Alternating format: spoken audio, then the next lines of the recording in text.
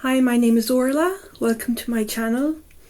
In this channel I read short stories for children and adults who are interested. In this video I'll be reading another story from Gods Don't Cry, a great book by Ellen Ryan with fabulous illustrations by Conor Merriman. So get cozy, cuddle down and we'll begin.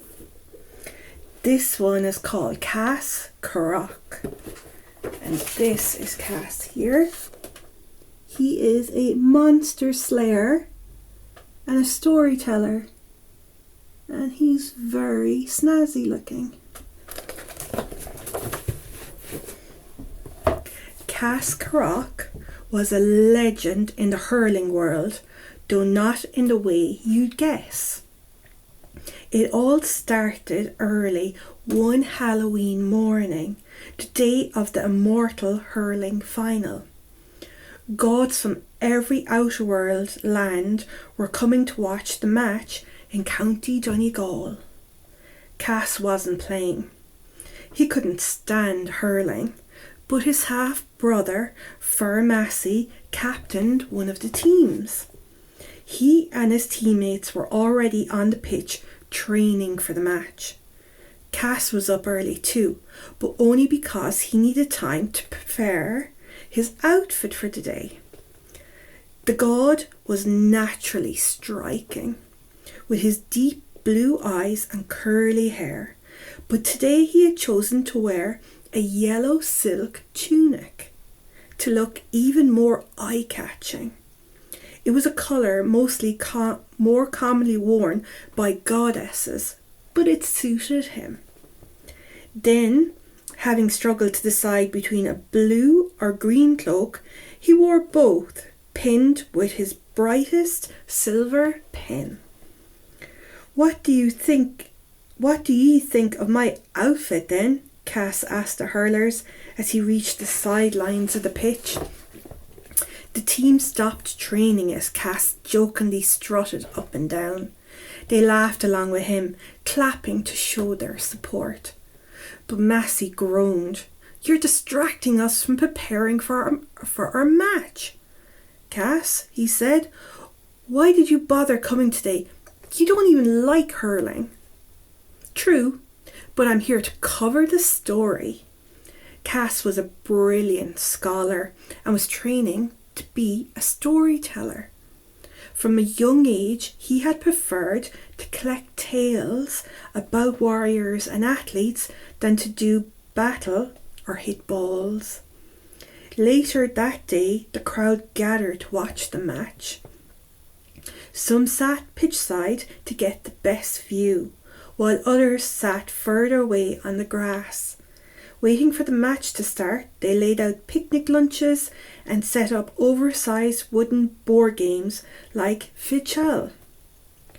While everyone got settled, a band arrived to play cheerful tunes, and the field swelled with music and excited chatter.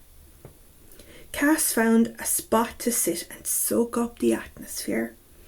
Food vendors weaved their way through the crowd selling roasted hazelnuts, and Cass could taste the smoke on his tongue. The god took note of all the activity for stories he would later tell about the day. When the match was ready to begin, the teams took their position on the pitch. On the halfway line, the referee threw a sliotar in between four midfielders. But before the first player had hit the ball, the whole scene was thrown into darkness as three colossal black ravens appeared in the sky, blocking out the sun. "They're god-eaters from the underworld," somebody shouted. "Run!" cried somebody else. All the spectators tried to escape, panicking and falling over each other. Some of the war gods in the crowd shot arrows at the ravens, but their weapons bounced like matchsticks off the birds' huge feathers. The winged monster swooped down onto the pitch and picked some of the hurlers up in their immense black beaks, trashing them around like rag dolls. Cass was frozen to the spot, unable to believe what he was seeing. A guard tried to pull him away to safety, but when Cass saw one of the birds swooping for Massey, he knew he needed to act. So instead of running away, Cass gathered scattered board game pieces from the grass. Then he rushed through the stampeding crowd towards his brother, his cape billowing in the breeze. Massey was scrambling across the pitch, swinging his hurley as a raven swooped, retreated and swooped again. When Cass arrived to run by his side, Massey called out, "What are you doing here, Cass? You'll be eaten." "Let them eat these instead," Cass said, handing Massey one of the game pieces. Massey's eyes grew wide in wonder when he realised the cleverness of Cass's plan. The birds were indestructible from the outside, but their insides were a different matter. As the raven swooped for him again, opening its beak, Massey threw a game piece up in the air and smacked it with his hurley. The lump of wood flew straight into the back of the raven's throat. The great beast choked and dropped down dead. The other two ravens squawked in rage and lunged across the sky, but the brothers were ready, and as soon as the birds opened their beaks, they got a mouthful of fish-shell pieces. Within minutes, all three of the ravens were dead, their huge bodies strewn across the pitch. The remainder of the crowd cheered, and the hurlers carried Cass up on their shoulders like a hero. Soon word spread of Cass's bravery and quick wit. So when any gods or mortals had a problem with monsters, they called on him to help. The very next Halloween, the king of Roscommon asked Cass to come and help his tribe as they were plagued by werewolves.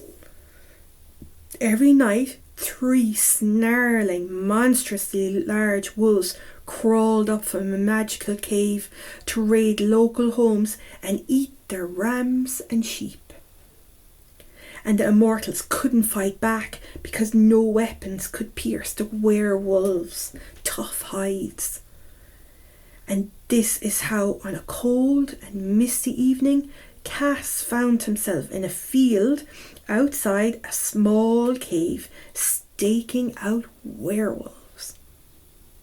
But despite his new role as a monster slayer, Cass hadn't given up his sense of style.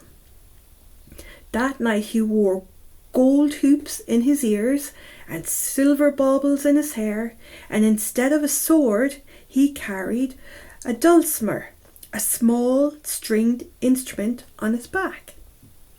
Massey had come along for support, but he was dressed like a traditional warrior, with a sword at his side. And as terrifying as all this was, he still managed to tease Cass for wearing soft golden shoes. "You are dressing for a party, brother, with your fine clothes and dulcimer, not a wet, cold Irish field." "Shut up, Massey," Cass whispered. "I think I can hear something." Sure enough, as the moon glowed bright and their breath turned to mist, howling wolves or haunting wolf howls pierced the icy stillness of the night. Cass wondered if fear would take him over and carry his legs away from this place, but instead he felt strangely calm. He could beat these monsters. Cass gestured for Massey to hide with him behind some bushes, and from there they watched as 3 muscled grey werewolves clawed their way out of the cave.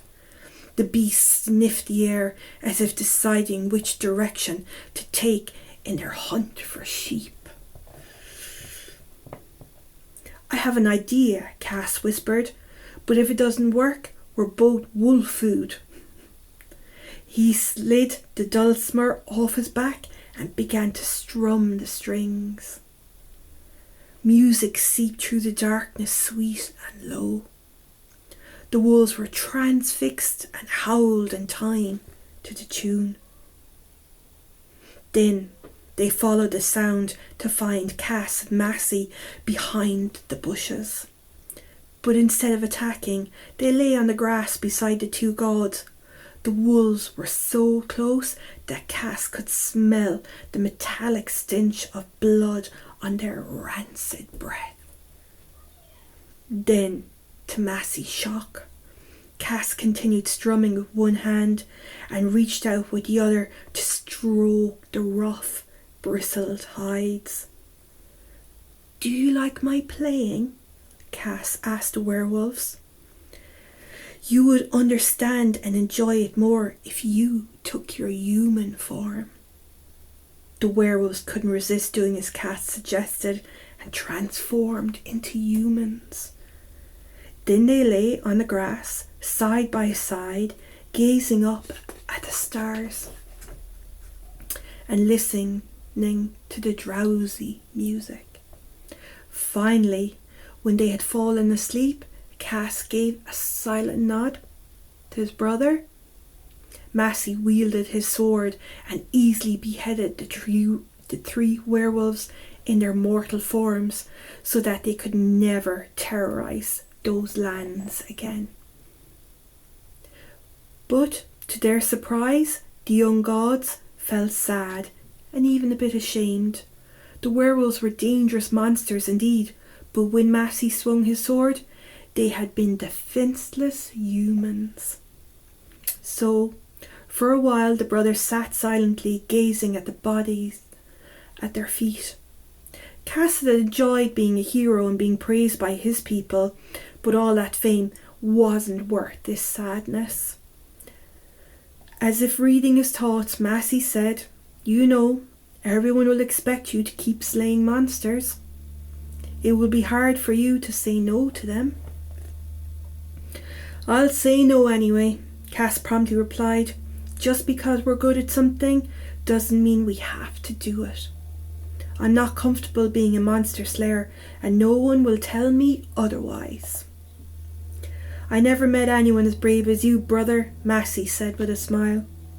"You always had the courage to be yourself." "Sure, who else would I want to be?" Cass asked and grinned back. From that day on, no matter how much the other gods tried to change his mind, Cass never slayed monsters again. Instead, he travelled around Ireland collecting all sorts of stories. And of course, he always looked fantastic wherever he went. The end. Another great story from Gods Don't Cry. Till the next one. Bye bye.